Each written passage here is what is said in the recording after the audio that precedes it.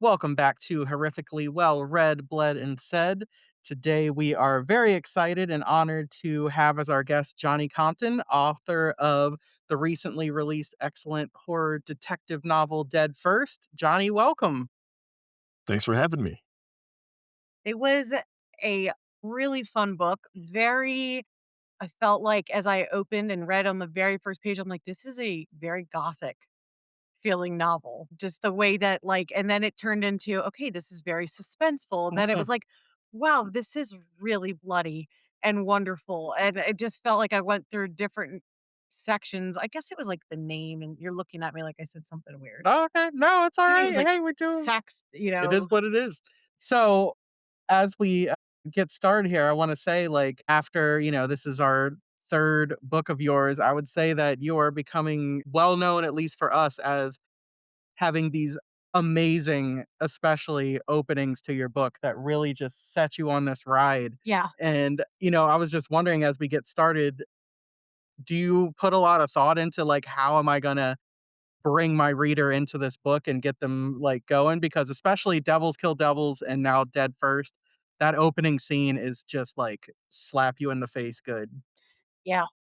Yeah, I try to do it based on what I feel like is appropriate to the story. So as you mentioned, it's definitely something I was cognizant of in the first or in these last two books rather. And as opposed to my first book, The Spite House, it didn't really match the tone I was trying to set. So The Spite House opens much more with scene setting and suspense and something's ominous. And there are more shock, violent moments to cap off the opening chapters for Devils Kill Devils and Dead First, but that felt appropriate to each of those stories. And so I'm trying to think of not necessarily replicating those moments every time I write something, but if there's an opportunity for it, perfect. But if also not falling into the trap of thinking I absolutely have to do something like that in the Okay. opening to keep the reader. There are other ways I think to keep a reader. I was definitely reading and then I was like, "Wait a minute, did that just happen?" It's like you have to go back. I'm sure that was most people's responses of just, "Holy hell, that was not what I expected in any capacity," and I didn't understand that was gonna be the premise, and then I was really, really excited to see where it was gonna go. Thanks. I mean, like in the earlier iterations, actually, of this book, the conclusion of the opening chapter, I think took place more so in chapter two. And as I was rewriting it, it was kind of like the pacing, I feel like, suffers if I prolong this. Let's go ahead and slam this into the reader's attention immediately. And then we can start doing some of the explanation. And then I'm able to relay that shock from the reader onto my protagonist, Shyla, as well. And I feel like that hopefully benefits the story. But again, it's one of those things where you're just kind of determining somewhat, not quite on the fly, but determining as I was developing the story, does this make the most sense to extend the time frame into future chapters or just kind of punch the reader in the face metaphorically immediately and then go on from there. Explain why I punched you in the face metaphorically afterward.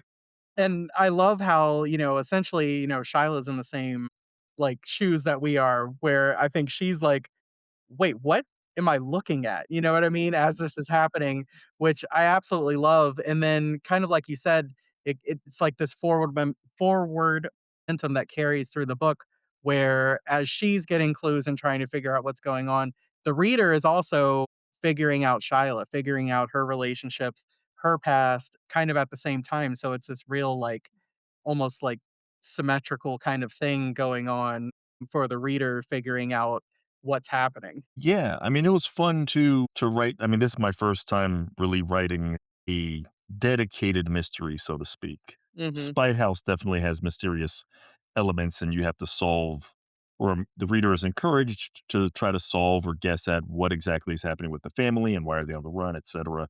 But this is a detective novel, and trying to pace it and place it in a way where, as things come up for Shyla, she discovers something maybe, but that maybe opens further questions as to what does this really mean? And then giving it the dual mystery, as you mentioned, as you alluded to, Shyla's own backstory has mysterious elements as well, and we're finding out about that. So trying to give the reader both of those mysteries to juggle, but not have one really distract the other and have them overlap successfully. It was a fun challenge. It was really cool and rewarding to combine those in a way that I felt satisfied with, and it seems based on some of the responses I've received that a lot of other people feel satisfied with as well. Great. So when you typically write, would you say you're a pantser or plotter? And then for this book, since it was a different genre and you did have to write it from a mystery, did you have to could you stay in whichever version you are, or did you have to change that up? I'm a Good question. I'm a little bit more of a pantser rather than a plotter. I basically don't.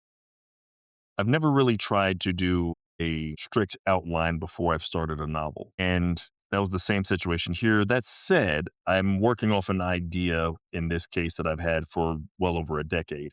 So a lot of it was formed in my brain in certain benchmarks. I've met someone, and I cannot remember her name, so I can't properly credit her, but it's another author. And she said she calls herself a milestoner. And so I like to think of myself that way, where I have milestones, not necessarily strict plotting in my head, but I know generally speaking, around end of act one, this is where I should be, end of act two, this is where I should be, so on and so forth. And that was the same here. Needed to make sure I was able to keep things oriented in my brain more effectively, maybe as you mentioned, because this is a mystery and things need to unfold in a certain way. And I wanted to lay out the breadcrumbs before I got to a certain stage. The good thing is you can always go back and rewrite and adjust. And I had to do that anyway. You're going to have to rewrite and adjust regardless. No first draft makes it untouched to the world, at least not if you're trying to, I think, give your best version of it, unless you're Right. a rare mastermind. So kind of keeping that in mind, and I have I'm in the privileged position of being with a big 5 publisher. I've got a wonderful editor, so anything that I missed that I thought maybe I'd explained thoroughly enough as far as where we're at in the investigation, my editor came back and would say, "Maybe just flesh this out a little bit, not overly, but 1 or 2 extra sentences to make sure the reader understands where we're at and why we're moving on to the next stage of the investigation and what clues are leading where." So anything that I might have I wouldn't say missed, but anything that I might have presumed was sufficient that she thought maybe give a little bit more, she was there to catch and help me out with as well. That's awesome that you guys have that flow and trust. And sounds like don't change it too much, but just beef it up just a smidge and we'll Yeah, get there. I really felt, I'm a very much a metaphor type person. And in reading this book, I really felt like I was putting together puzzle pieces. Like when you open a puzzle box and you're like, oh, okay, that's definitely this. And then you get other pieces where I'm like, I have no idea where that's going to go. And I felt like you were giving me pieces all along the way. And I would be like, okay, did I miss something? But then like a couple minutes later, then you'd give me another piece. And I'm like, oh, okay, that goes with that, with this. And it was just, just like from the relationship of Shyla and then Jin. And then, several pages later, we learn a little bit more. And then like 50 more pages, we learn a little bit more. And it's just like, okay, this is really starting to come into full view of what we're looking at and the scope of everything. And I don't know, it felt different to me in this novel than I have read in other ones. And I've read a lot of thrillers and detective things. And this really felt like I didn't get to see the full, I couldn't like guess it. I wasn't going to spoil anything. It was like I could only learn as much as you were willing to give me in those breadcrumbs a little at a time. And I think you did that really well.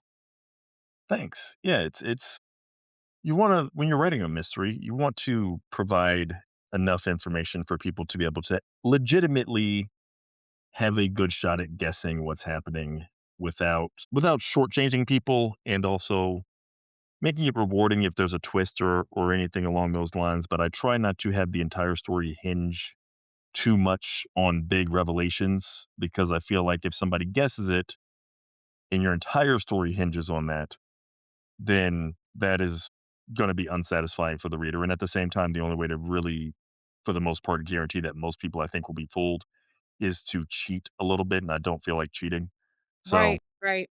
it's like, like the puzzle box analogy you mentioned, you know, nobody likes when you get a puzzle that didn't have all the pieces. Like, it would be like if you put together the puzzle and there were pieces missing, and then there's something on the back of the box that says, "If you wanna complete the rest of the puzzle, uh, scan this QR code, and we'll send you the last 5 pieces." And we're like, "Well, that's like this wasn't a challenge anymore." Like, they're like, "Ah, I guarantee you won't be able to put this puzzle together." And yeah, well, the reason why is because you didn't give me all the pieces. That's not You know fun for what? anybody. We're gonna end up having you being like, "Look what you did." You know what puzzle manufacturers are doing now? Genius. Exactly. Oh my god. How many people would pay for that? It would irk so many people to not. Or it's almost like, a mobile app like Candy Crush where something Yeah. like that it's like, "Okay, 99 cents if you really wanna finish this."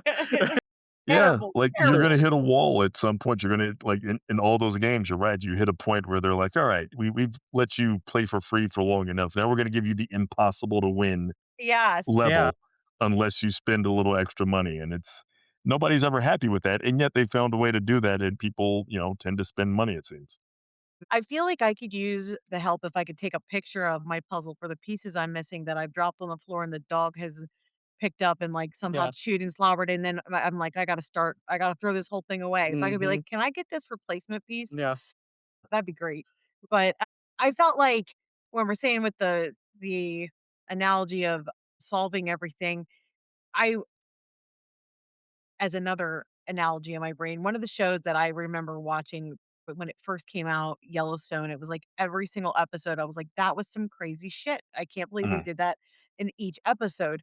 And that's kind of what I felt like in your book with it was like each time that we changed to something else, I was like, okay, did not know we were doing this. Okay, like that is some crazy shit. And it was just a lot of fun because when I said like I didn't feel like you withheld things or it made it difficult to guess, but I never could be like, there was nothing at all thick about it, but I'm like, there's nothing cookie cutter, not that other Yeah. people's books are, but I mean, like, this felt like such an original and conceptually, like, I don't can't think of anything that I've read like this because, I mean, I said that before, but, like, I read over 250 book or I read, like, 250 books last year, and I'm already close to 100 this year, and I say that because I just feel like your characterization and the plot lines and all the different things and just, like, the I mean, I don't know, I haven't thought of like, this is not a trope, I guess is what I'm saying, and that it was all these each idea was so damn original, and then you, like, compounded it all together. Mm. Thanks. I don't I really appreciate that. I mean, I've been telling people more recently, I'll say that I hope that this is my best novel. I feel like it is. And the reason why I say I hope it is because it is my third novel. And that would be a great sign that I'm getting better. The Spite House is always going to be probably my favorite personally, just because it changed my life. I'm going to have an emotional attachment to it that I'm not going to have with anything else I ever do professionally, possibly, you know, ever. Even if, I mean, honestly, even if as much as it could then re-change my life, even if I got a movie adaptation of something down the road, it would still, I don't know how that would match up with the first book being in stores and that Yeah. being my dream come true. That's just always gonna hold a special place. That said, this one is the first time I felt this level of confidence, I'll say. I felt confident with the previous 2 books, and I still love those 2 books, but I felt a different level of confidence as I was coming to the end of writing Dead First and getting ready to submit it to my editor, and I really felt like I've discovered, way to have those moments, those unexpected moments, like you said, that feel like, I want you to feel like you're reading the book as though you're watching a television series, and you can't you get to kind of binge it. It's one of those things I get a little bit jealous of that you can do in different mediums, and yet I have to lean into and appreciate the thing that you get to do with the print medium. But it's like television.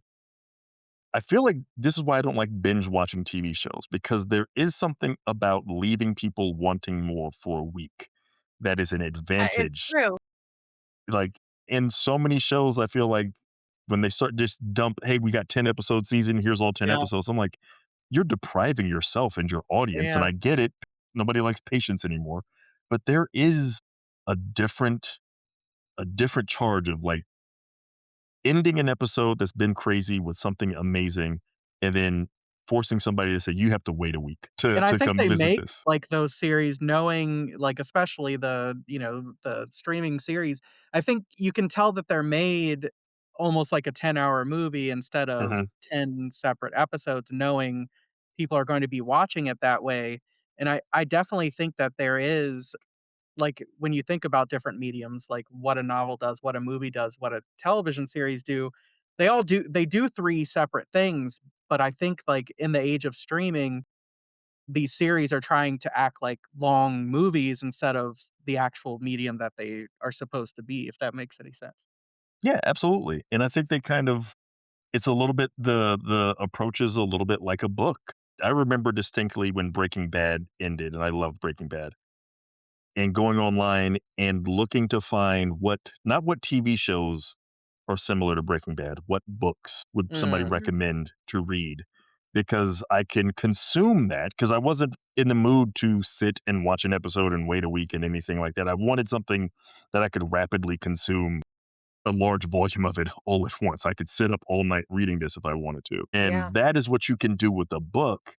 And that is, you can give somebody something with a book that is pretty interesting because the idea of having somebody sit down and reading it, especially at night, and they're Yeah. swept up in the story and they're losing sleep and they know they got to get up early the next morning, but they're Uh-huh. like one more chapter.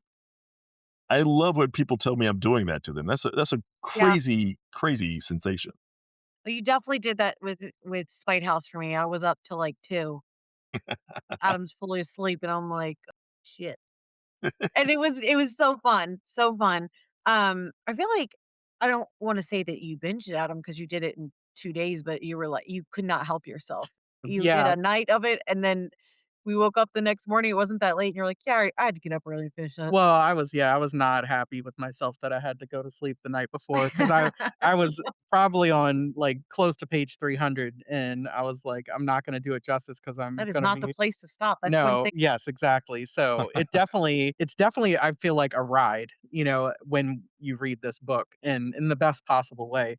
Um, and I was thinking, okay, so we always get really excited and dive right into questions and things, but essentially, this book is about a private investigator, Shyla, who finds herself at the house of this incredibly wealthy man, Saxton Braith, and she's essentially contracted by him to figure out why he can't die, and she is shown very graphically that he cannot very early into the book.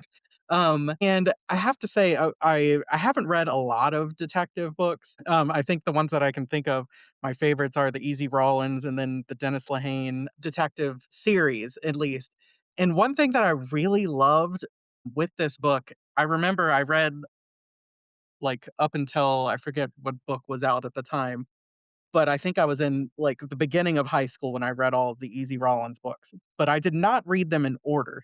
I kind of I think a friend was reading them and let me borrow, Gone Fishin'. I remember distinctly being the first one that I read, and I love that the way that I felt reading that book, I kind of felt in this one because Shyla has a past. She's just been on a major case, and it kind of alludes to the things that happen in that case. I love the fact that we're kind of thrown into a world that already exists. And there's like everyone, like people have established roles and what they're good at and things, and we kind of figure it out as we go along.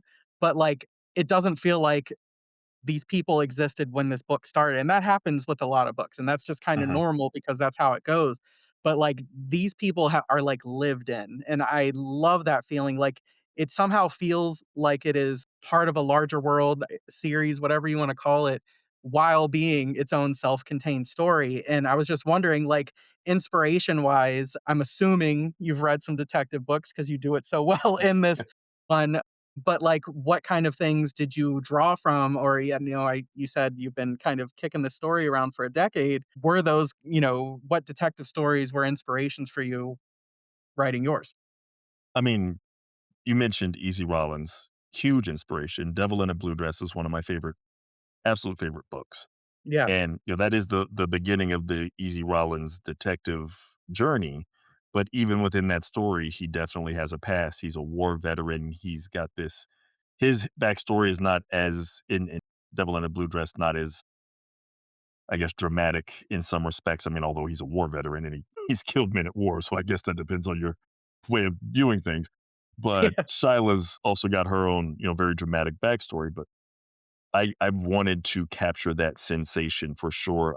I felt like Easy Rollins didn't just, like you say, appear on the page. It felt like I picked up somebody else's life journey as it had been going along, and I'm trying to partly catch up with it and then hope that they're gonna survive this installment of it so that we can see future installments of it, and I'm not a huge series reader when it comes to detective stories, but I love that one.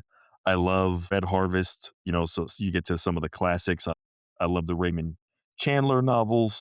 Yes. Excuse me. You mentioned the Dennis Lehane. He has his detective series as well, and the author of Gone Baby Gone, the basis for the novel, and Shutter Island, which is its own really Love that book. fascinating twist on a detective Yes. story and period piece. That movie ruined it. The book is so good. They're 2 very different things, Yes, that's for they sure. are. Yes, yes, that is for sure. I took inspiration from all of those, and then probably the biggest one is a book called Falling Angel. That is the basis for a pretty infamous 1980s movie called Angel Heart, Oh, starring Mickey Rourke and Lisa yes. Bonet and Mr. and Robert Louis De Niro. Cypher, yes, Yes, yeah, and that is a definitive clash of detective noir and the supernatural, and yes. so that is probably the one that rules that between that and Devil in a Blue Dress, and then, I was given the incredibly high praise of I believe Jonathan Mayberry was the one who compared my, my detective to the supernatural detective, I believe it's Harry D'Amour. It's the Clive Barker Clive series, and I've Barker's, only read yeah, it. Yeah, Court of Illusions, yeah. yes, and I mean, that's you have those moments where you have people in the past who've done this, and so you have to make sure that you're doing justice to this concept that a detective story can get really dark and or supernatural, and being aware of those stories and being a fan of the ones even more so that I've actually read. I haven't been able to read as much of the Barker series, but I'm a just Barker fan in general, and Mhm. so knowing that this is probably something, that he's done a phenomenal job with. I have to make sure that I'm doing well by that, and part of that is making sure that the story feels lived in. I think that that is characteristic of a lot of the best noir pieces, that it doesn't feel like I turned the page and things began here. I want it to feel like I turned the page and now I'm catching up to what was happening, and that's part of the fun. Yeah, absolutely, and I think you definitely nailed it. I think one of the things that always interests me, like, in the books, especially when it's a PI, um, and I think about when I think of Easy Rawlins and, like, I think Shyla does this too, where it's like, I don't want to do anything that I don't have to. Like, right? Like, you think of detectives, like police detectives and things, they're ultimately trying to arrest somebody. I love that in PI books and cases like this one, their end goal is so different, right? Like, they don't want to get violent unless they have to. They don't want to, get in a fight. Like, honestly, if no one ever knew they were there, they would prefer it. And I just love that kind of like the different goals of the character and the ways that they have to use so many more skills than just either violence or whatever it might be, and I think Shyla is such a great, like, So example of that, resourceful. like, resourceful, like, trying to figure things out in different ways, and, like, I love how you captured that in this story. Thanks. Yeah, it is interesting. Like you say, you don't want it to just be a matter of she's in another tight spot, pull out the gun and blast away. Like that's an entirely Yeah. different that's a different type of story, basically, at that point. Now I'm writing John Wick, and you know, that'll be who knows, that might be fun one day. John Wick versus zombies sounds crazy. Like, but in the meantime, when you're writing a mystery novel, a detective novel, yeah, it's like how does somebody get out of a jam, and what do they do using their wits, trying to bluff some things, use some intelligence, use your resources that are available to you, but also at the same time, kind of, I wanted to keep her in a state, taking that inspiration from Devil in a Blue Dress, where it feels like she's always a step behind a little bit. That's Mm. part of the fun of the mystery. There are different types of mysteries out there, and a lot of people love the cozy mysteries, and I have no problem with those, obviously. And then even like the old Sherlock Holmes mysteries, which I wouldn't qualify as cozy, but still to me have a sense of the detective is always the smartest person in like the universe. Sherlock Holmes, there's nobody smarter than him in the known world. You know what I And mean? it's such a moral, like, upstanding person too, right? Like, Yeah. there's no question about whether they're doing the right thing all the time. No, like, I But mean, not like, with he you have to Shyla. give him an opium addiction to kind of bring him back a Yeah. little bit down to earth Yeah, because exactly. otherwise this guy's godlike almost. He's Right. I can see everything and detect everything, and nobody is going to be able to escape my all-seeing eye when it comes to this detective work. And that obviously has its place, and that's the kind of the granddaddy of them all when it comes to detective fiction. So we're all kind of walking in those, in the path that was paved by these pioneers. That said, the style of detective work that I wanted to present here was a lot more in that noir vein where you don't have this element of, well, I'm sure she's gonna figure it out and she's gonna pick up on this one clue that was left behind, and that's gonna blow the case open and she's way ahead of everybody. I wanted it to feel like right up until the end, basically, there are things maybe she suspects, but she doesn't have Mhm. confirmation of Right. until we have our final confrontation and she has to figure out with maybe a little help from her friends what she can do in order to try to survive this situation. She's an excellent protagonist. I think just her overall attitude was so appealing to me where I don't wanna say that she comes off as like she doesn't take shit, but she's like, "I don't need this shit." Like, "I don't need it. I'll leave," right? It's like, "I don't need your money. I do things because I want. I'm gonna, if I'm gonna be directly honest with you. Like, if I have something to say, I'm gonna say it." Like, not that she's got, like, a chip or anything like that. It's just she's just very forthcoming, honest, but gives in the least amount of words that she can do it in, sort of thing. Mhm. And I really enjoyed that, and then there's another female lead in here with Remy, and between the 2 of them, they kind of wrap up into, especially Remy, from the series with Luke Cage, there's the female character, Misty, who's the cop, Mhm. and she's, like, yelling, she's like, "Come back here and take this ass beating." And it's like, that's kinda what I feel like Remy is embodies for me of, like, oh, once she gets pissed for a certain good reason, it's like gloves are off. And same thing for Shyla, and I really felt like you could feel just sort of, I don't wanna say female rage, but just, "This motherfucker." It was Mhm. kind of the tone again and again that it just kept getting deeper, and, that was fun to watch Shyla's journey go from, I think she starts off very closed off, and then she's opening a little bit more, and just really working through her trauma, with stuff that she's stuffed and hasn't wanted to work through, and this situation's forcing her to do that, and that was really fun to explore that too. So it's as, like, light as you want it, I shouldn't say light, but as, murder mystery detective or, detective series if you want, but it also touches on deeper things that are much more mental health related, I think. Well, I know if I was Shyla, I would not be able to function in probably society, so she's much stronger emotionally than I ever could be. Like, I love that you go into generational traumas and, sort of post-traumatic, like, stress in the way that it makes people make decisions they maybe regret, and, you don't, sugarcoat, like, the effects of things like that. Yeah, it was really fascinating to kind of explore this story and discover as I was going along that it's a lot more personal in terms of the development of the characters. That this is a story about this grand mystery, but at the same time, for Shyla, it becomes a personal journey for her. And you mentioned Remy, and Remy, it kind of gets personal a little bit with her as well. And everything that kind of gets discovered and uncovered as it goes along, everybody has to kind of determine for themselves how much of themselves, how much vulnerability they're going to have in order to try to survive this situation. I just really wasn't expecting it. I thought it was going to be much more of a, when I started writing and had the initial idea, more of a light, as you mentioned, kind of less into the weeds of social anxiety and mental anxiety story, and just kind of more like, oh, I'm going to write this fun detective story that also has this dark side to it, again, like the falling angel heart parallel. And instead, I was able to do that, I feel like, I hope.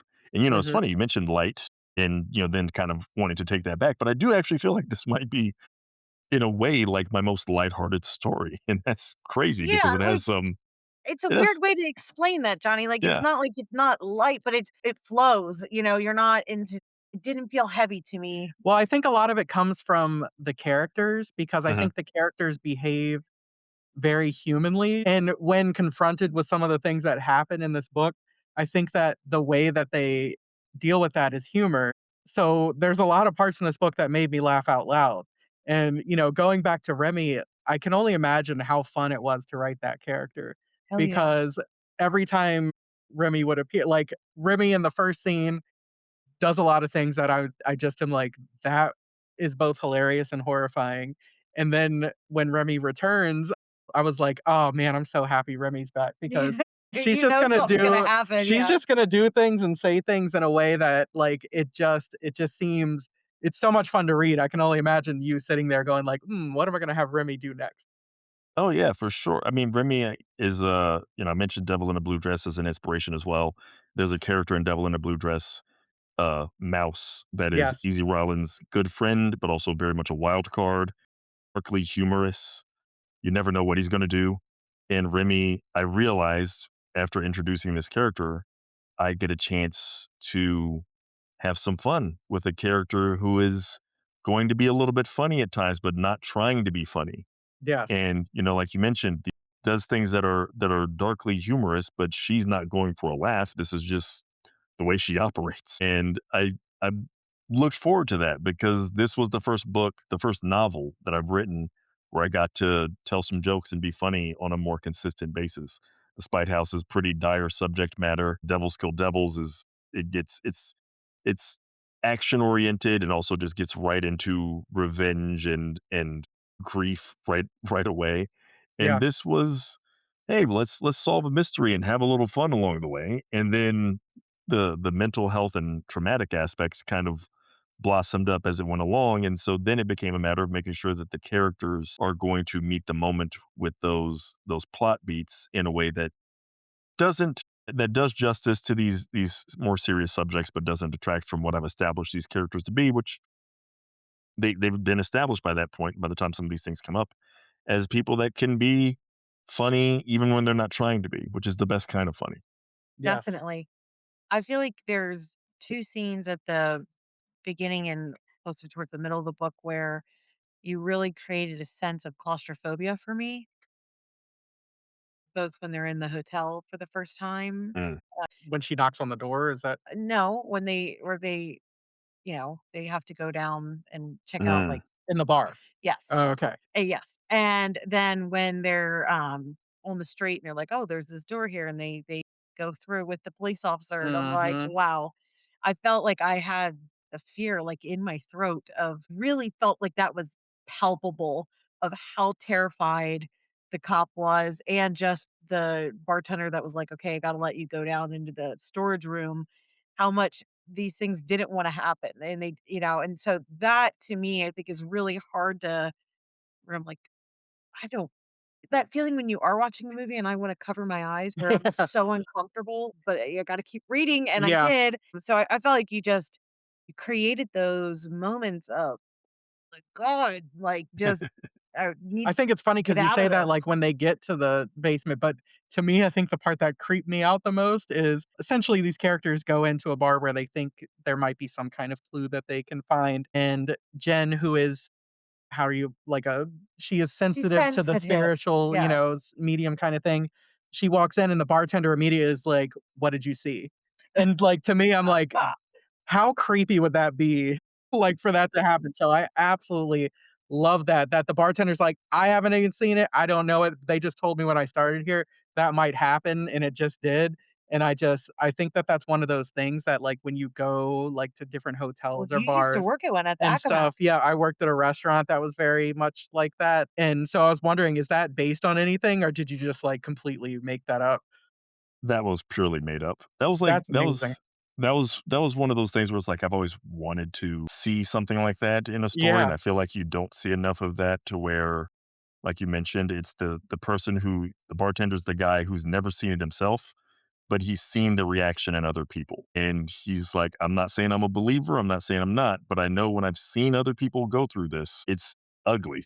Like I've seen a guy, yeah. who's seen this before and had a seizure and it kind of got, you get to have the part of the fun of this was writing and playing around and putting my own spin on the classic tropes. Like the bartender who can tell you about the history of the place is like vintage detective, Law and Order, procedural Yeah. storytelling.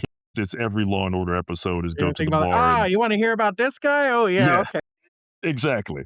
Everything short of, I mean, I think I actually have my guy polish a glass for a little bit. Well, So she says she Yeah. wishes he was because that's he right. looks Yeah. so much like it, yeah. Yeah. Yeah. Yeah. So I make a reference to that. So it's, But even when it, they first get there and she's, like, going to knock on the door and it's, like, all this shit happens and they're like, "They told you that you'd be coming. They told me you'd be coming." It's Oh, like, no, yeah. I mean, this is I just There's wanna a lot say, of like, this is not you have not lost the creepiness from yeah, Spite House and that ability to be like, "What in the hell is going on here?" yeah, and that's what I love. It is full detective and it is full horror. Like, It's it is true to mhm. you. 100% both and works 100% as both. Yes, yeah. Thank you. I did mention earlier around page 300 that wasn't the time for you to stop because then, it's pacing and you're scared and you have all these things, but it's not really like bloody yet. And then all of a sudden you kind of launch full head into like, wow, he is a sick in the best possible way though. Like, Yes. wow, that is great. Like, man, you could not put that on a movie. What rating Mhm. would that be? Yeah, It was that's the director's cut right there. yes, yes. Like there's this part where and I don't want to spoil it, but you like because I'm not going to give you any context around it, but Mhm. there's a part where you said, like, the lungs exploded in rage, Mm, and mm. it was just I mean, the imagery, the way you wrote that it was just fantastic. Yeah. Thank you. This is some of that good old Catholic boy upbringing too, which I I did went. not expect you to say that. Well, I went to Catholic school, and you get focused a lot on the. I mean, not to generalize too much the religion. I'm not Catholic or anything, but when I was a kid, I went to Catholic school, went to a lot of Catholic services, and there's the thing where Jesus, the night before the night I think of his arrest by the Romans, he's praying to God, like, do I have to go through this whole torture and crucifixion thing? Is there another way? And he prays so hard. I mean, if you look at the actual, when I've looked at it, the proper translation, I think it's just a simile. I think it says Okay. his sweat came down like Like drops blood. of blood. Yes. Uh-huh. I think it's just supposed to be a simile. But the way I was raised was no, he sweat blood. Yes, me too. I was raised that it Yeah. was literal, pain that he was in so Well, much I agony. remember Yeah. my a pastor preaching about this and going through the biology of how it is possible, like, it is something that happens to Okay, people that's gross that and they I mean, are but fascinating that you'd learn that in yeah, church. that they are so stressed that that does in fact happen.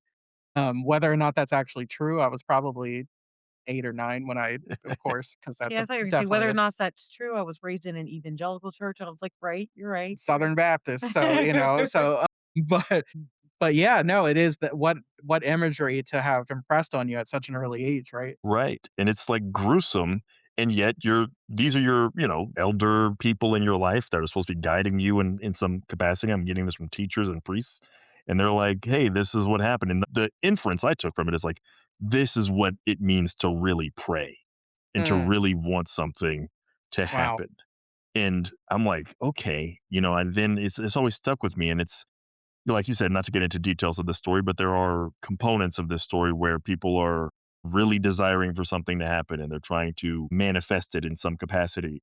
And that's where that concept came from for me was like, okay, this is how many people in the world today are saying, when I sit down to pray for whatever, for the health of a loved one or anything like that, if you're a believer, you're praying so hard that you're bleeding like, that to me is like the dividing line maybe of what yeah, which is I mean, and the irony, of course, of that would be that Jesus prayed that hard and God was like, actually, no, like, I'm not gonna answer this prayer. Sorry. You still gotta go through I've got a plan, and this is the thing. You might wanna save some of that blood because a lot more of it's gonna get spilled in the coming days here." And that always stuck with me. And, I really feel like there needs to be a sort of almost scientific approach to the biology or the give and take of the supernatural. Everything requires consumption, digestion, to consume energy, you have to spend energy and so on and so forth. And I feel like that gets kind of cheated out in a lot of supernatural stories where it just turns into, oh, ghosts can manifest as often as they want. And there's no limit to it. It's like, what if a ghost gets exhausted? What if prayer comes with something that you can't just immediately replenish? What if prayer like can be physically damaging? What if there Draining, is some right, kind of, like, yes, there's it only has to be so much. draining. It has to cost everything in some capacity. I think is way more valuable if something costs something. I was watching earlier before we got on this. I was rewatching Shin Godzilla, which I love to pieces. God, so good. It's so good, and one of my favorite things about it is Godzilla. In that one is just super powerful, Yeah. godlike, truly. But when it expends its maximum energy and it is shooting lasers out of its dorsal fins and it's got the atomic breath and everything, but then it has to shut down for a while. It's not, a lot of other Godzilla stories, and I really like Godzilla as a character. I think I have a lot of fun with those stories, but a lot of them, it's just Godzilla has an infinite supply of atomic breath. Like, just do it at will at any given time, never runs out of energy. And this was the first time I remember feeling like, oh, okay, like there's a limit. If you expend that much energy, even if you're Godzilla, you need to sleep and shut down Yes, and just replenish. And I was like, this is the difference to me in like sometimes good, sometimes great, and like really fine tuned, extraordinary, excellent craft, not just storytelling, story craft, where it's like, this feels so much more legitimate because you added this touch. And so I try to keep those things in mind when some of the gorier bits I write about in some way hopefully have that kind of purpose. Sometimes I'm just indulging and it's fun to gross people out.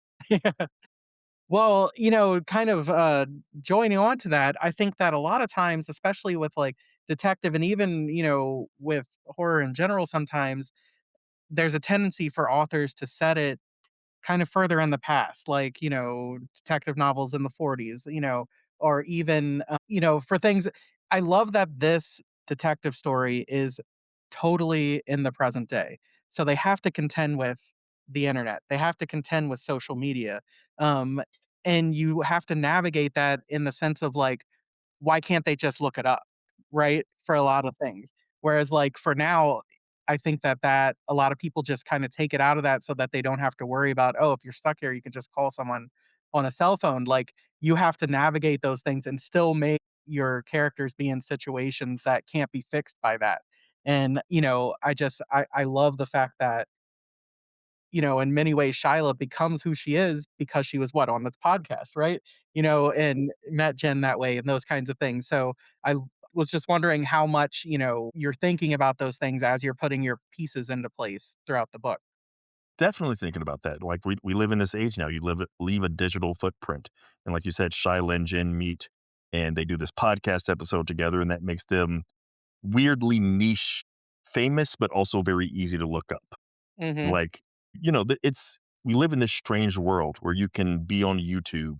There are YouTubers I follow who routinely get 1 million views, and I could probably ask in person the first 50 people in my life that I come across, "Have you heard of Mr. Gigi?" And they'll be like, "Who the hell are you talking about?" And I'm like, "Oh, he reviews, like, obscure, like, old movies and makes fun of them and makes jokes, and, like, his last 3 videos have gotten, like, anywhere from 500,000 to 1,000,000. Think of how many views that is, how many people, and yet you're also mostly completely unknown. Most people would Mhm. have no clue, and so, to me, that's fun. Like, you're the right. idea that you So can popular, but also still so hidden and Yeah. private.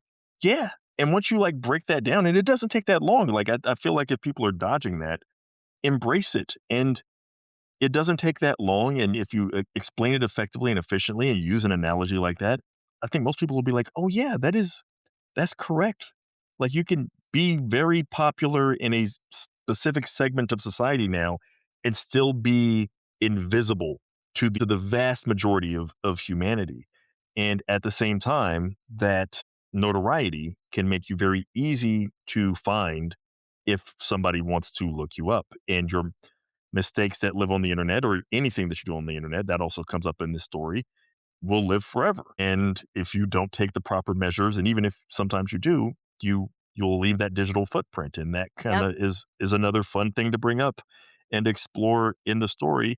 And then we're entering an age now where, like you mentioned, you can like just kind of look up certain things and find it. And yet, and this has always been a little bit of the case, some of the things that I bring up in the story that people have looked up and found information on, even in years gone by, I would look for certain things from my past about haunted places that I heard about stories of when I was a kid in Mississippi, and I couldn't find those online. Or if I found them, it would be like a little bit of a segment of a story, but not the detail.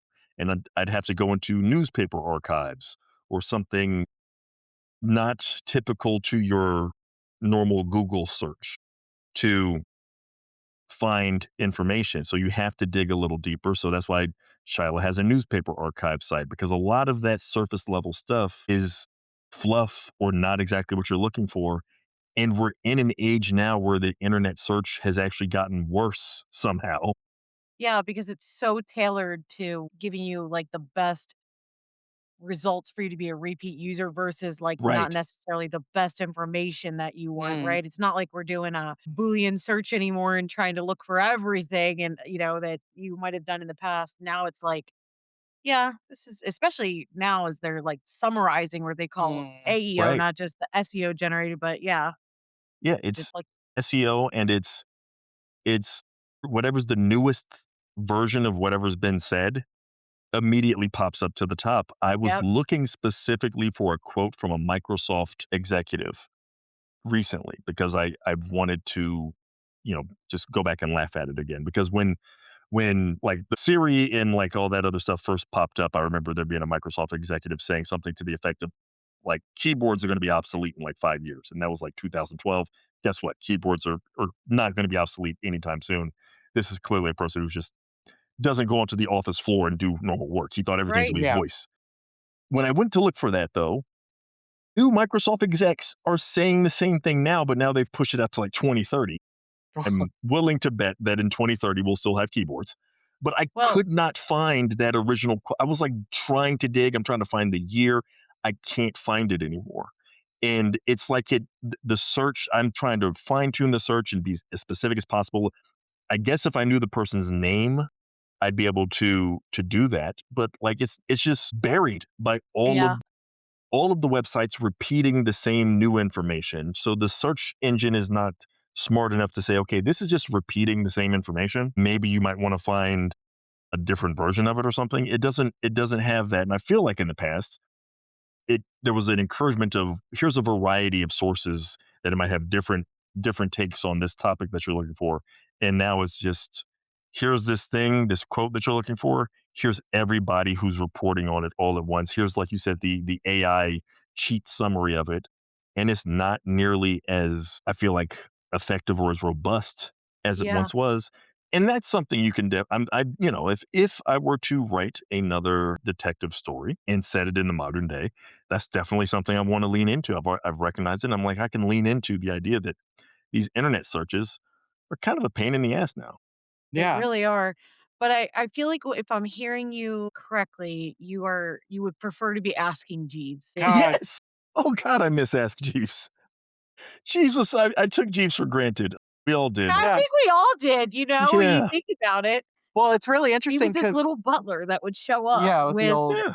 the he would be old like, "What do you the need?" original It was like search the engine original pretty Google much. search engine. Yeah. But it's almost interesting because, like, when you, like, describe that, it's like, "Okay, I know I saw this, I know I heard it, I can't find it." It's almost creating these new, like, micro urban legends in a way Uh-huh. because it's like, you know it happened and maybe someone else heard it and other people are like, "No, look it up," and you can't find it, and now it's like, "Did this ever happen? Am I crazy?" You're like, "I'm not, I know I'm not, this happened," but it's so hard to find it, like, that's such an interesting, like, idea.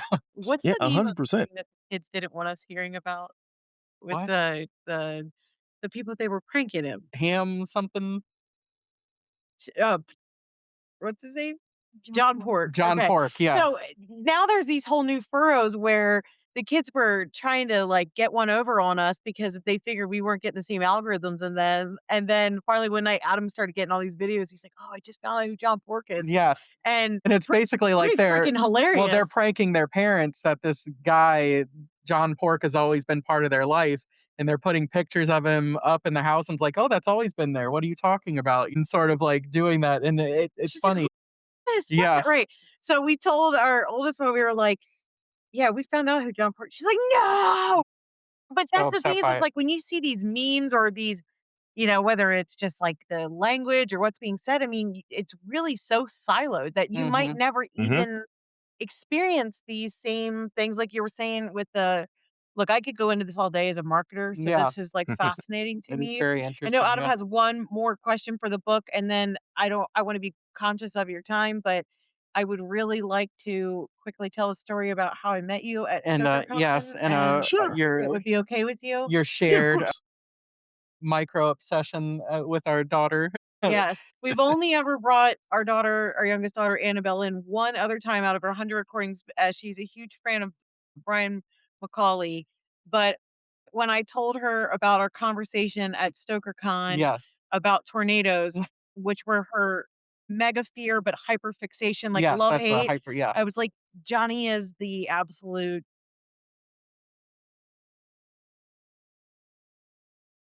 Yeah, let's have a conversation. I can sit around. I can talk about tornadoes and listen to somebody talk about tornadoes at least as much as I talk about horror. I'm following at least 3 different tornado-centric YouTubers. Okay. So this is Annabelle, this is Johnny, and I think Johnny's or Annabelle's just as obsessed. She'll be like, "Mom, look at this supercell. Look at this. Do it." She'll do all the research. She's obsessed. Say hi. Hi. Hi, keep But so keep which chasing the, YouTuber yeah. should she be Yeah, yeah, who which should one she should be she be following? following? Who's your I favorite follow, tornado tuber? there's a guy, it's, Swiggle Studios, I think is what you call it, like Swiggle, it's Swegle, and I forget how he pronounces it, but he does a lot of tornado history. I follow another, I believe it's Carly Ann X is her full YouTube name. She does a lot of tornado history deep dives. There's one called Weatherbox that I like. And then I can't remember the name of the fourth one that I just found, but there's another one that does like these kind of homemade tornado documentaries. And I just found his channel and he was like unearthing footage and interviews from um like Bridge Creek Moor and the Reno tornado and like all these crazy famous Yeah, tornadoes and like Weatherbox does a lot more of the like you said, the check out this storm cell, like new information, like, oh, like, is there a supercell coming? And the others are a lot more of the history based and they have different perspectives on it. So those are my four that I'm following. And I can't remember the name of the other guy. If I check my YouTube afterward and I remember I'll to do that, I'll send you the name of the fourth there one you that I go. just got there. Joplin is crazy. Yes, and also the fact that there was 2 of the Joplins, but there was one in 2011, and Hmm. I think the other one was 2013. Know if I'm right about that, but seeing how they just were in restoration of the 2011 and then the 2013 or whatever date it came, it's kinda crazy to see how it just the town of Joplin got destroyed 2 times in a row, even though they Hmm. already were putting so much money into it. I have to revisit that one. I think it was like something like the same day, even like the same exact That's Mhm. date, creepy. Yeah, a and few then years also apart. yeah, and then the other one, it's, like, really common, the dead man walking. I thought it was just Yep. really cool to see how, like, a multi-vortex tornado can even though I forget, I forget what you've leveled the dead man was, but seeing how even, like, the multi-vortexes, they can be sometimes even stronger than the main vortex of the tornado, I thought that was just really interesting to put into perspective. Yeah, the famous dead man walking, that's the Gerald tornado. Yeah. Okay. My in Texas, my weird, not quite connected, but kind of, whatever you'd call it, story with that is that that happened the day I was graduating high school. And No I only way. remember that because and it was Gerald tornado. Gerald, Texas is north of San Antonio, probably an hour and a half drive or so. And still, that supercell was so large. I remember the night I graduated, like it was like crazy stormy outside, and we still went to parties and did whatever. Yeah, Yeah. of And course. it was the first time I stayed out all night. And then were at a diner like at 4 in the morning, drinking coffee for the first time in my life, basically trying to stay awake because we're supposed to party into the next day and stuff. And the newspaper gets delivered and it's like tornado wipes out, you know, town in Texas. And I'm like, oh, this is from that storm last night. And I remember thinking, like, that's crazy. Like, while I was over here graduating and partying, somebody's going through, like, you know, The worst one of the, experience ever. yeah, literally one of the worst nightmares you can imagine. And the Gerald tornado, the dead man walking, especially, is, I mean, it I wipes think, out an entire. like, they're trying to say that like, the Dead Man Walking was an EF5, but most people say it was actually one of the strongest ones ever, so it's actually Mhm. recorded as an EF6, in fact. And then I forget which one it was, I don't wanna say it was the Reno tornado, but, it was there was one that was 2 Reno. Uh-huh, that's okay. I You don't didn't wanna know, it's okay. I don't wanna say I don't wanna say it was that one, but I feel like it was, but it was there was one that was 2.5 miles wide. Yeah, I Base. think it's that's the one. It is the largest on record, like the largest, Yeah. the widest on record. And by the way, if you wanna say Reno, that's probably the Reno. way we should be saying it. Oh, True. okay. That I mean, like, if, we like, I live in Texas, we have a city that everybody just calls Amarillo. It's Right, the Spanish word amarillo. right. Like, I always feel weird because, like, people from outside of Texas have read the name and they're like, "Oh, Amarillo," and I'm like, "Well, it's Amarillo," and I'm like, I'm correcting them to say it wrong. That's ridiculous. Right, right, right, right, I hear you. And the fact that you said, like, you were at, like, partying during, like, one of the most deadly storms, funny enough, I was born during a superstorm. She Sandy, was. yep. Wow. She Superstorm was. Sandy, I was born during that, Wow.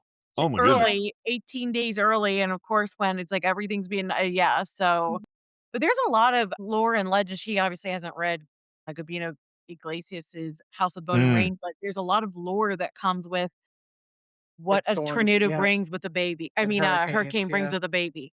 Yep. So, I mean, that is a terrific I mean, that's one of the reasons why I love I love that novel so much. I mean, it's honestly combining. Even in Dead First, I do it a little bit with, I don't fully mash it up, but I have to sneak in the stuff about the Galveston hurricane and Yes. intertwine it when we get to Galveston because I've read so much about the Galveston hurricane and its storms and natural disasters and tornadoes in particular, amongst many others. But I am I'm permanently fascinated by these things. I would love to write a story. I was just gonna suggest that to you. I was Yeah. gonna say, I think all 3 of us here right now are saying, "Johnny, that sounds like a great next thing Mhm. for you," because they really are horrific, and then obviously you can But that's the intersperse some thing, other because elements. Yeah, and they're your all passion s for it, Right. obviously, yeah, yes. they're also so gorgeous, so I wish they Mhm. weren't that dangerous, and then, I don't know why, but today I was just getting a lot of things on TwistX, like, the Superstorm team not crap, the team, like, the Storm Chaser team TwistX, and I was just going through and I was looking at it, and not to be, like, horrific or anything, but their bodies were lined up in a diagonal line because there was 3 of them in the car, and you Mm. could see their car. It was just, like, flat in Okay, you're talking to the right yeah. person here. The things that he's done in this book, I don't think you can So this was a disturb storm him. chasing team that This was a died storm during a chasing team. It was the Joplin tornado, and Oh, they okay. were going through, and they were like, you didn't wanna get close to it, Mhm. but, they didn't realize and their car wouldn't go back, so the tornado went over top of them and flung their bodies, and also that tornado was so I forget which one it was, but one of the tornadoes was so strong that it was skinning the people that were in the Oh, I storms. was Oh, just about to ouch. And say that's the yeah. Gerald, the dead man walking, because Yep, it was okay. that one, the and storm was That's extremely amazing. powerful and also yeah. extremely slow, which is like, I mean, the worst possible combination you can get for a tornado. So normally they tell you don't try to outdrive a tornado. It's actually pretty fast, relatively speaking, and the wind speed obviously will catch up to you. The Gerald tornado was like estimated to have slowed down to maybe 1 mile an hour. It's crawling speed So over it's this just Terrifying. community that was a trailer park community. And so, yeah, it was skinning people when, Yeah, my they're god. yeah, extremely slowly. yeah. Well, if anybody gets a chance to look up The Dead Man Walking, it really truly looks like that. Adam hadn't seen it before, so he looked at it Mhm. as soon as he's like, It "Wow, it really looks like it does." it's because of its vortexes, because of how it was moving with the wind and everything. The Listen, Yeah. you have vortexes were quizzed walking. me many Mhm. times on how tornadoes begin, naming this one, name that one. I feel like I've passed the test, but you now have a new buddy, Johnny that you can talk about, and I'm sure you'll become Brian and Macaulay and Johnny Coppin now your favorite new author. So you're gonna have to. I think you're at the age where you can read a lot of the stuff that he does. But thank you for joining, Annabelle. Appreciate it, and thank you, Johnny, for giving her a moment to Of nerd out course. with you about the. That was But fun, yeah, and by the way, that other channel is called Out of the Whirlwind. I looked it out of up. the world. So, they're relatively new, they've only got 14 videos, but the ones that they put together so far are really, really good. So, Yeah. yeah, I'm always looking for tornado stuff. That was really cool. Thanks for, No, like, thank letting you. me have that and indulge in that. That was cool.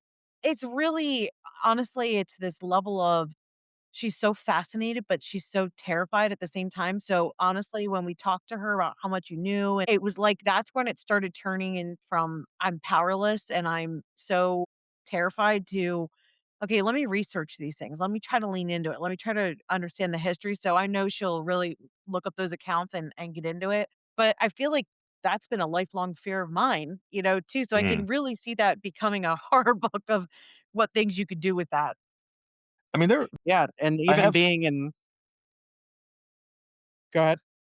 well, I was gonna say I forget which tornado it is, it's, like, from the '50s. I I have something in my back pocket that's at least a tornado adjacent. There's an event where this poor young girl, unfortunately, was kidnapped after a tornado. Whoa. These 2 girls that survived, those sisters, and these 2 guys came up and said something to the effect of, "Hey, we're with the police. We need to take her to" I believe they were, like, saying we were gonna take her to her parents or something like that, and the sister didn't know any better and was like, "Yeah, sure," and just disappeared, and nobody knows what happened to her. She was never seen again, Oh and my god. I was That like, was "That is crazy. so bizarre." Like, tornado adjacent stuff, they have stuff like that. The Joplin tornado has not quite Mothman, but if you look up the Joplin butterflies, Mm. What? there's a, uh, reported sightings in the aftermath of the Joplin tornado. I believe it was, like, during or the aftermath of kind of, like, large butterfly-like beings that were allegedly saving people, Wow. and so you Well, have, like, the 2 so opposite ends of, like, something extraordinarily scary and creepy in addition to the tornado, and then something that, like, could be alien, mystifying, okay. wrapped around this natural disaster. You have like, there's so much, like, incredible stuff that you can mine from this that Yes. nobody's really Yes. done that crossover before. So, yeah, that's 'Cause something I'm even somebody who, like, lives in Tornado Alley and damn well knows that these things are gonna happen, and it's like they go in and it's like, "Oh, no, those kids died," you Mhm. know? Like, you could easily not that obviously, I have, like, sex trafficking on my mind with everything that's happening right now, but, like, it'd be easy to just, do stuff like that. I mean, sick, right? But Yeah. It's horrible. I mean, like, I've there are people that speculate a lot about that. Well, and especially in the '50s too, there was a lot of there are a lot of just general stories of, like, adoption was in manipulating a weird weather? place at the time, and, like, so it wasn't as so there was a lot of just baby trafficking, like, not even in I mean, like, there's obviously always been sex trafficking, but there's a lot of just like, "Hey, I know that if I steal a baby and sell it to some parents who can't have kids over, a state over, I'm gonna make this much money, and we can bypass this whole adoption thing, and nobody's keeping as nearly as close a track of stuff like that." So there are a lot That's of people who are speculating that, like, that's why there's this idea that maybe this girl is still out there, and people are trying to get that story out. that's Because for wild. all she knows, like, she's like, "Oh, yeah, I was adopted when I was, like, 4 years old." It's like, "You weren't adopted, you were stolen from the Right, aftermath of a right. tornado and sold to some people who couldn't conceive, 5 states over or something." I mean, there's, So myriad much. possibilities, and it's, Yes, from a and just author perspective, you're always looking at something like that and thinking, "Well, I can definitely spin a story out of that." I'm sure you Mhm. could. I think, even just with the amount of people that have the so much conspiracy theories are Mhm. potentially come true. That's what Yeah. I wanna say, but the Oh. idea of, weaponizing weather and the cloud seeding used for bad thing I mean, you could that could even be fun of just looking into how does that play into it? Mm. Oh, yeah. I mean, there's opportunity from a storytelling standpoint galore with something like that. But I just wanted to tell you that it was such a pleasure to run into you at StokerCon because I was a straight noob. I was reading, but I wasn't expected to go to the StokerCon. So the bar was packed, and I was just like, "Man, we just really wanna get a drink," 'cause there was one bartender for, like, 50 people there, and I just happened to walk up to you, like, "Is there a special thing I gotta do to get a drink?" And you were so helpful to get us the drinks, and we've told this story a few times about you on the show here, like, over the episodes, but You're our own butterfly person, you were Johnny. so helpful, yes, and then we just got talking about all this, and, I was like, "So what do you do?" And I was like, "What the That's hell?" Johnny Compton. What the hell are you And I was like, "Oh, Adam Love." At that time, I was so scared to be a horror reader because I didn't like horror movies, and then, now I've just fully plunged in, and I always read horrific books, but that's how this whole podcast really got started was after Stoker kinda realizing, "Wow, I really have had an affinity for horrific things my whole life." Yeah, I just didn't think that the didn't know label. that's what it was. Right, Mhm. that and so it was a lot of fun meeting you, and I'm so glad that we did, and I'm hoping that, we can run into each other again at this upcoming Stoker, but we just wanted to say thank you, and then is there anything that you wanted to announce or share for, what you're working on or upcoming things I that know you we have should a announce? Yeah. story collection coming out soon too, right? Well, I had, my own short story collection came out in December, Midnight Oh, Somewhere. yes, okay. And then I have in, 2027, next year, my first anthology that I'm the editor of, which has been an entirely different Yes. experience, I that's just coming out saw called that Where Devils announcement, Stand. that's awesome. Yes, yes, Yeah, and exactly. that's I'm really looking forward to that, and then the end of this year, in November of this year, unless I mess up and don't complete my edits in time, my sci-fi horror novella should be coming out. It's called Chimera Skin, and it is Yes, coming out through Shortwave. and I'm Oh, immediately invested, okay, because I didn't realize I loved sci-fi horror mhm. so much, and that has become, like, my new favorite subgenre portion of it. Mm, And then I also love your writing, so, I mean, it's double. yeah, can't Thank you go so wrong much. I with mean, shortwave. this is definitely my, the Chimera Skin is definitely my greediest. This is me going for I want it all. I'm just a greedy writer, and it's like, who do you wanna be? People have asked, "Who do you wanna be?" And I started really thinking about it more recently, and I was like, "Man, I wanna be everybody." I just wrote a crime noir horror hybrid, and now I'm writing sci-fi horror, and I'm like, I think this means that I don't want to this is maximum proof of me saying, like, forget about being anywhere near pigeonholed. I want to be able to write every damn thing. Yes. I don't think that's greedy, I think you have that much talent. Yes, You shouldn't withhold it from us, okay? exactly, and I'm glad you're not. I mean, I've got a lot of faith in this one coming up, but I definitely appreciate it, and I'm gonna practice what I've been preaching to myself and refrain from using any self-deprecating humor, and I'm just gonna accept the Good, compliment. good, good. You need a pep talk, you come to us, we'll give you one. Thank you, thank you. Well, hopefully, when that comes out, we can have you back on to talk about that too, but congratulations on this one. I know everyone that I know that has read it loved it. Got some awesome blurbs on here, and I really can't, thank you enough for joining us. Likewise, thank you guys for having me on. Thanks for even indulging in some great tornado discussion. This was a Of course. blast. Our Alright. pleasure. So, You. have a great Alright, good night. night. Thanks.